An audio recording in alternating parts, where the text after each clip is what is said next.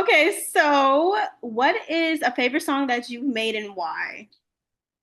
I think one of my favorite songs that I've made is Coming Back, because it like the hook, Hmm. Stevie J. Jocelyn, no, not that. It Yeah. was something I said to a guy, Oh, and I and it's just fun to make it into like a fun song that people can relate to. okay. I love that. What is your favorite childhood memory? Um, Definitely going to the movies with my mom and her introducing me to rap. She had a cassette tape with a whole bunch of artists, and I could only hear a little bit of it because there was a lot of cussing in there. So she would make sure when the cussing really started going, she would change it. But just being introduced to film, we would go to the movies. All that was our thing to do, and I love the movies. So definitely that. Ooh, I love the movies. What is the biggest lesson that you learned this far? In life or just with music or either way. Either way. Definitely that you have to believe in yourself because nobody else really cares Yeah. until they care. Until you show the world that you believe in yourself so much that you're gonna figure it out. Yes. No, nobody cares. Yes. You have to be delusional within yourself. I love that. Hmm. Yes. So I know that you're not originally from Austin. You're from Louisiana. Can you talk about growing up in Louisiana and how that shaped you as a person? Yes. So I grew up I was born in Shreveport, Louisiana. When my parents were married, we moved a little around a bit. We were in New Mexico. And then when they divorced me, my mom came back to Shreveport. And I was in second grade when we came back to Shreveport. So, I don't know. It definitely isn't like a small hole in the wall, but it is a small town. And I think that it's not a spot where a lot of people are being creative. Mhm. And I was so hungry to be creative, so hungry to figure it out. So when it was finally my time, the world opened up a little bit for me when I left. And Louisiana is so popular. The Super Bowl was just in New Orleans, so I know Hmm. it was super packed down there. Um, Yes, yes. I know that you attended college and you studied mass communications. You changed it from being an accountant, correct? Because that was your degree as Yes. so. Yes. Where did you attend college and how was your college experience? So I went to LSU in Shreveport and I don't know where did you find that out at? Because I did. I did. So I went in with accounting because I thought I was good at math. And then I started college and I realized I wasn't good at math at all. So I did accounting. Then I changed to sociology because I liked sociology professor that I had, and my mom minored in it. So I was just like, well, let me see. I did like a class. What do you do for the classes? An intern at a like a women's home. And Mhm. I was like, I don't think I'm meant to do anything like this. This is too emotional for me. And then I took a little break because I didn't know what I wanted to do. I tried to be a vet tech. I was like, no, I don't think a vet is for me either. And then I took a semester off to try to do some acting and some modeling. And I did some castings and stuff and had a whole semester where I did really dope things and was traveling. And then the pandemic happened, and God was like, go back to school. So that's when I was like, let me find the closest thing to acting. Let me find the closest thing at this school to entertainment. And that's when I landed on mass communications with the concentration in electronic media. So my major was really film editing, news writing, press releases, commercial making, stuff like that. How to work with people who, you want to do different projects with. So I worked with the YMCA for a little bit. So it definitely, once I figured out what I wanted to do and that I could successfully do, Mhm. college was a breeze. How was the College was a breeze. experience? How was just the college experience for you? Did you have a good time at college? Did you love it? Did you hate it? I know it's different, opinions. Yeah. It wasn't the normal experience because I didn't go off to college. I was blessed enough. The house that my mom and dad took me to when I was born, they were living at. It was, somewhere I could go for just myself, and so I had that to fall back on. So I wasn't like in a dorm. It wasn't like a dorm setting. This big, thing. It just was really me going to class, coming home, hanging out with people I went to high school with. Maybe I'll make a few friends along the way. I went to probably one fraternity party, and I had a good time. I had a good time at that party, but I only, Yeah, always a good I time. only went. Yeah, I only went to one. So it really wasn't like this college experience that I had. It was more of just the same kind of like I was going to high school, going to my classes and coming home. Um, but I'm glad I finished. Yeah. I am, because I don't think I would have if the pandemic didn't happen. I love that. I love that you figured it out. That's what life is, Hmm. figuring out. Hmm. So you moved to Austin after you graduated college, correct? Hmm. And you got a job with CBS Austin as a morning director. I know you have Hmm. some experience working as a working at the news station from college. Can you talk about your career in news a little bit? Yes. So actually how all that started, I was working at Whole Foods. Whole Foods was my job. The majority throughout college. I had a few, but that was my main one. Mhm. And you know, it felt like home. The people at Whole Foods, it felt like home. But I was pushing carts one day outside getting carts, and I just was like, this cannot be my life. And that's no, it's no offense. I'm in college and I'm always someone that feels like I have to be 10 steps ahead. And that's something I'm working on is living in the moment. But I was just like, I can't do this all my life. And I'm in college thinking that. And so I was telling my mom how I was feeling, and I started looking for like media related jobs, like photography or anything where it was something where I was putting content out. Mhm. And so my mom actually sent me, she was watching the news and they actually had an ad that said looking for hires here at KTBS there in Shreveport. And I applied as a director and they knew I was in college and everything. They gave me a chance. And it was probably the hardest thing that I had to do to that date because the schedule was 3 a.m. to 11 a.m. So I wasn't doing it for college. I could not even use this for college credit because I was getting like a full-time salary. Mhm. So I was working there full-time 3 a.m. to 11 a.m. and full-time in school. And I was like mentally drained because I've never had to wake up that early consistently. Mhm. And then I ended up trying to change the schedule around to try to get more sleep in with school. Mhm. Ended up working Monday and no, Thursday, Friday, 3 a.m. to 11, Saturday, Sunday, 3 to 7, and then 2 to 11, and then Sunday, a double as well. So I was just working crazy, mentally insane hours while still being in school. Mhm. And then I was there for a little while, and then I was like, let me just let it go and just focus on my last semester of college. And then I went back to Whole Foods for a little while and then finished my last semester of college and then I was like, okay, what am I going to do? Like, what am I going to do now? Like, college is wrapping up.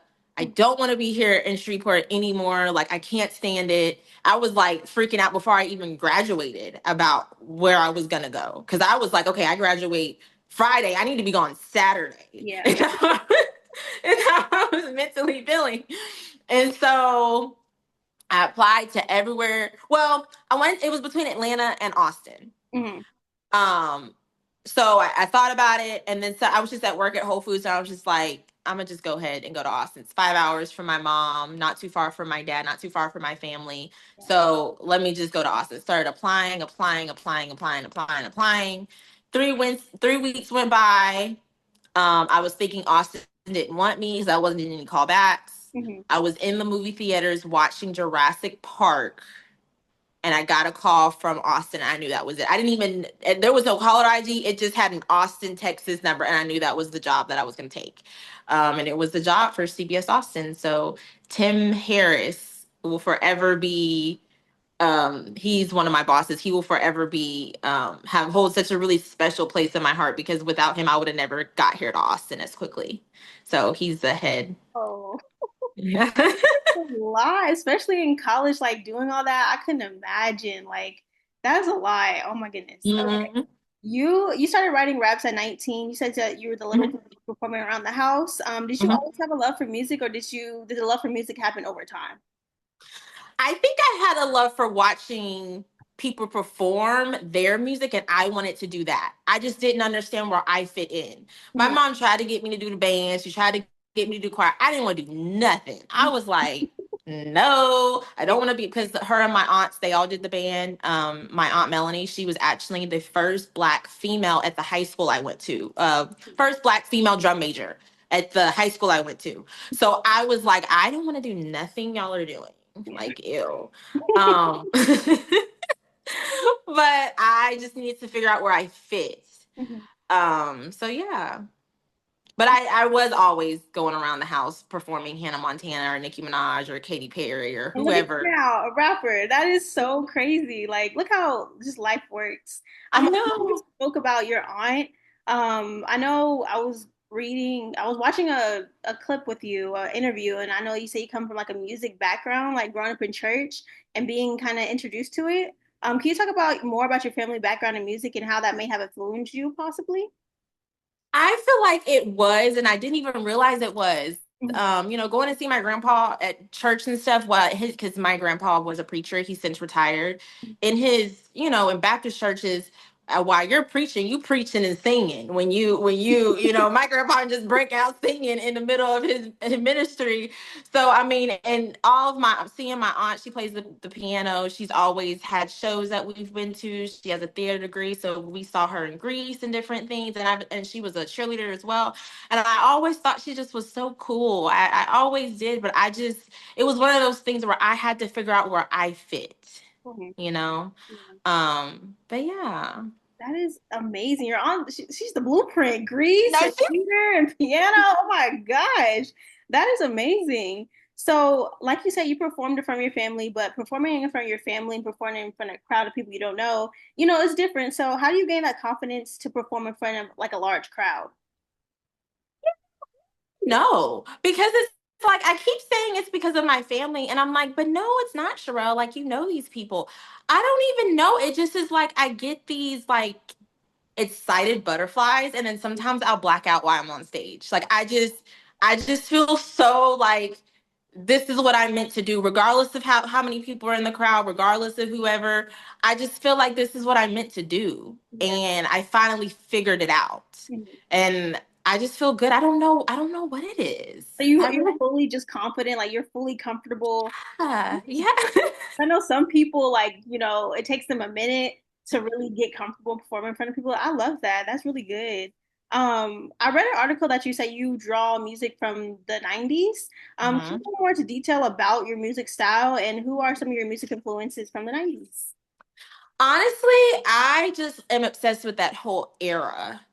I was recently watching Eddie Murphy's this is the 80s. I was watching Eddie Murphy's one of his first stand up where he was in that red suit I think it's and Raw just or huh, Delirious. I think I Raw? think I think it was Raw. I Okay. think he was in the red suit, Okay. but he was just his confidence on stage. Mhm. It's just like there's so much other than performance that I'm coming to realize that I just am obsessed with Martin Lawrence, seeing him watching. I'd spent a whole weekend just watching Def Jam and just watching how, some of these comedians just got on stage and just exuded confidence, regardless of what they were saying. So I just think the 90s was just such a dope era, and it just started it all. The 80s and the 90s, it just started everything, and it just has so if when you pay attention to the little details of that era, it just is so just like I can't even describe it. I get Okay. butterflies in my stomach. Who is like your favorite 90s artist? Is it like T-Boss, Left Eye? Definitely. Let me think. I definitely love Mystical. I definitely love Mystical. I definitely love Missy Elliott. I definitely love Little Kim. I love Little Kim so much. Who else do I like? It's just so many. I saw SWV in concert not too long ago. So Really? I loved SWV. I love Salt and Pepper. Um, what is her? I can't think of her name. Queen Latifah. Yes, I love Queen. How she's able to cross over with the film. I wish I could sit and have conversations with her because she's so dope to me. So Those, dope. those are amazing people. I love all those artists. Mhm. What does your song process look like? Do you have when you go into the studio for someone who's not an artist who doesn't, sing, rap? Do you go into the studio when you have an idea? Do you lock yourself in the studio? Like, what is making music look like for you? So I listen to beats all day, and kind of how my mind works when I listen to a beat. I have to get a visual in my head as well to really feel the beat. And I'll just before I even go to the studio, I write to the rap. I say it tons and tons of times before I even get into the studio. So when I go to the studio, I kind of have a plan of what I'm gonna record and how I'm gonna do things, so I can kind of tell the engineer what I'm wanting to do. But yeah, it's just really me at work, any free time here at home, in the car, wherever I am, just constantly writing to that beat and getting a cadence and getting a visual and creating a story. Yeah, I love your music. Your songs have amazing beats. I'm like, hold on, this is hard. I love it. So I found it super interesting that you work on a show called Black Lightning on the CW as an extra. I Hmm. talked briefly just about acting and modeling. But can you talk about that experience and how that opportunity came about? That was one of the coolest things I think I've at that moment, because I was on different film sets before that. Mhm. But that moment was the moment, like, yeah, you want to do something in film. Like, you have to, because I saw the CW legit set where they build houses or build inside of sets, the big, huge green screens, like the whole makeup and hair department, the wardrobe department. Like, I saw, like, they fed us like we were actors, like they fed us well. So I mean, China playing, McClain, yeah. she was there because she was filming a scene that day as well. So that was the moment where I was like, okay, I don't think it's gonna get any cooler than this in life. Like, I need to be somewhere a part of this. Even though it kind of sucks because my call time was 1 p.m. We were quit scene. We were just supposed to be running away out of the like the laboratory. We were just supposed to be running out the laboratory, Mhm. and and the director switched our scene. So our scene was supposed to be just like a 15-20 minute filming session. He switched it with a fighting scene. So Oh, I didn't go on set until 1 a.m. My call time was 1 p.m. And I had to be at work the next day from, because this is in Atlanta. mhm. Atlanta to Shreveport's 8 hours. I had to be at work the next day at like 11 a.m. And I already switched shifts with people and I didn't have any more days. So I was like, okay, I need to figure out how to do all this Mhm. and get to work in Shreveport still. So I didn't sleep for like almost 48 hours. But it kind of sucked because we were just sitting hanging around Mhm. eating good though, Yeah. for about 12 hours. That is crazy. Oh my gosh. That is wild. Wait, I'm glad you had a good time. Like, what type of acting do you want to get into? Do you want to do drama, horror, comedy? Like, what do you want to get into for acting? I would be very, very open to doing it. I really want to direct films though. I really want to be the one that's directing and producing films. I do script writes. My dream would be to do a film with Jordan Peele. Like, I did co-directing and producing a film with Jordan Peele. That would be my retirement moment. So That'd be amazing. Jordan Poole, his films are always it's always deep. You always gotta keep. hmm. I And love psychological thrillers are kind of the genre I would love to do. that. Would be I feel, yeah, I feel like those are the films where the director has to shine the most, because to make it really chilling and really a mind, mess, is by using really dope camera angles and music. That can make or break a psychological like thriller. So yeah. that is amazing. So now you also worked as a photo double for Disney. Mm-hmm. Talk about Sulphur Springs. Sulphur Springs. That was one of the moments where I thought I was going to be on to come up, and then the pandemic happened. So I was a photo double for the lead actor. She was 12, I think. So I got treated like the actor. I got to leave early like the actor because, with underage kids, you can't have them, on set all day. I got hair and make like I was literally in the hair and makeup trailer that other actors were coming in and out for. that. And then they called me and they said to me that they wanted me to come back, not as a lead actor, but as because Sulphur Springs, I guess I've never seen it personally, but I guess it's the older version of the kids telling their stories. Mhm. And so they wanted me to come back as one of the older versions of the kids as their girlfriend, but I wouldn't have any speaking roles, but Mhm. I would just be known as his girlfriend. Mhm. And I was going to be, and I was like, yes, like this is going to happen. I had two other auditions around that time, lead role auditions, Mhm. and the pandemic happened. So Mhm. it was super cool. It was super because I didn't have to wait around because they were on the kids' schedule. I got to meet the actual wardrobe team because I had to wear what she was wearing as well. So I had to go in there and get wardrobe from them. I got to be in a trailer on my own. Mhm. So that was a really good way to end me doing the acting thing, was to get that experience. You're you do everything at this point. You do so much. Can you speak about some other acting things that you've done that you'd like to share? Or does I was a little video vixen in Miami. I was like all the other spring, let's go to Miami for spring break. That's not a good idea. If people got that's not a good idea to go to Miami for spring break. It is so expensive. Go somewhere else. Go to Dallas. Go somewhere else. But we went to Miami for spring break, and I was honestly pretty drunk because we just left brunch. We were getting ready to go to the beach, and was had my swimsuit on, and I have a Playboy on my bummy, like the song Bunny. And someone just came up to me and was like with the camera and was like, "Hey, are you willing to be in this person's video?" And I'm like, I looked at my friend because I'm drunk. I'm like, should I do this right now? Like, I mean, I'm down, but am I crazy if I do this?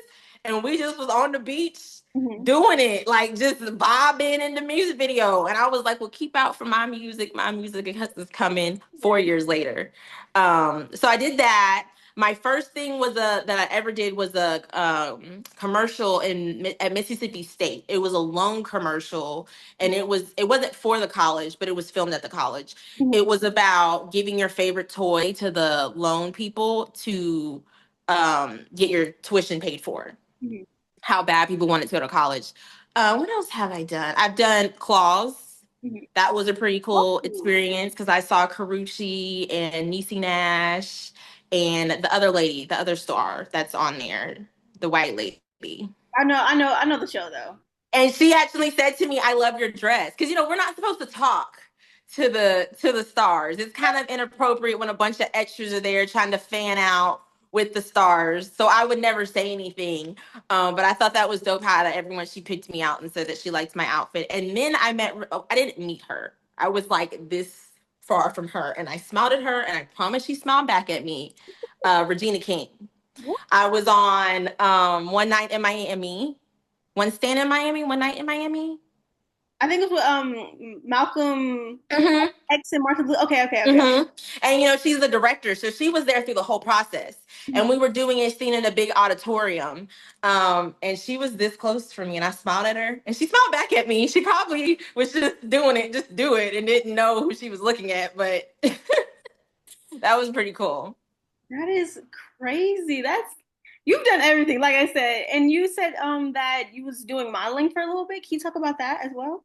Yes, so I did Barbizon. And then Barbizon would hook you up with different fashion show opportunities. Mhm. But just the only thing with Barbizon, I felt like it's something more because I did it at 19. I Mhm. was like at the age of the cutoff. And it was something where I feel like it's more for girls who are trying to build confidence, not women who are trying to work. Like, okay, it's time to work. Yeah. Because it's a lot of classes, it's a lot of fees, it's a lot of this, it's a lot of that. It's not send me bookings so I can go. Mhm. And that's what I was kind of looking for at the time. So he's like modeling, no. Yeah, and I did one fashion show and I hated it. I did because it just was so much going on. And I'm just like, I don't even really care that much. So it's like when I'm able to perform my music at fashion shows, it's such a big deal because, I would watch America's Next Top Model and I thought this is what I wanted to do. And then I realized I don't really want to do it at all. So when I get to really put what I love to do into something like that, it's amazing. That's great. I know the modeling world is it's a lot. It can be a lot. How do you stay creative in a world full of musical artists? Especially when, a lot of, there are a lot of people who sound the same and a lot of people who are not original. So how do you stay creative? I think it's really important to remember that like what is for you is for you only and no one else. Because I was talking about this with my mom the other day. Like you could be seen in Drake's crew, but nobody cares unless you're Drake. You Yeah. could be seen, dapping up Queen Latifah, but nobody cares about you but Queen Latifah. So you just really have to figure out how to make your own lane and just stay focused on you. And be supportive of other artists because you want people. And like I tell my little cousin, she's doing plays and getting in the theater. She's 10, and she's upset if she doesn't get a role. And I say to her, this may be their only moment. So be happy for them. This may be their moment and they might move on to something else. Mhm. Be happy for them because you may be at the Oscars in 20 years winning awards and you were mad because a little girl, got a play that you didn't get. So be happy for people. Find it in your spirit to be happy for people. Yes, I love that. That's really good advice, especially for a 10-year-old. Like that's really good. I love that you told her that. And also, like I said, you do everything. You have a lip balm line that you created in college. What made you want to start a lip care line? I'm obsessed with chapstick. I have had everyone. I was the little girl. If I would get a good grade on a test, it started about 10. My Mhm, mom would take me to CVS and I could get however many lip chaps I wanted. mhm. So it's just something I always have. If I see a new one in the store, I'm buying it today. That's just something I like. I don't know. I don't know if it maybe is a soothing thing. I don't really know. I just always have something I'm putting on. And so in college, it was my last semester and it was one of my major classes, like a 400 level class. We had to do an infomercial. And I'm like, well, what I'm gonna do? Like, I don't really know what I'm gonna do. And I don't really know what came over me. I just raised my hand and I was like, I can do a commercial about my lip line. And she's like, okay. I ain't had no lip line. I just like, okay, now I gotta really figure it out. So I was able to use one of the reporters at KTBS and we actually filmed it there at KTBS, but it's not out anywhere. I have it in my phone. It's not out because it is technically the school product. Since I submitted it for a grade. But yeah, Cozy Lips logo was in all the monitors. Like she did great. So yeah, I just took that time until the final happened just to create something. And I just learned how to create different things. And I just was like I was cooking. I just put different stuff in. It wasn't writing how I was doing it. I just was throwing it in. And then I came up with something that I think is really dope. But it definitely is really hard. It definitely is really hard. I'm not on it as much as I would like to, because I feel like I am spread a little thin and I can only do what I can do working two jobs right now and, on the weekends doing what I can do with music. So, it's still out, it's available. I have such big visions and dreams for it and products I want to add to it, but I'm just doing what I can right now with it. That's amazing. You say you have Mhm. a job. Where else do you work? I am a pre-K teacher, Oh, a part-time pre-K teacher, yes. oh my gosh. And You literally do everything. you know what's crazy? I always feel like I'm not doing enough. It's something I'm really mentally trying to work on, but I have an issue that I'm never doing enough. Really? I You're do. doing amazing, by the way. I just want to give you your flowers. Like you're doing amazing. Like, girl, you're killing it. How do you like being a pre-K teacher?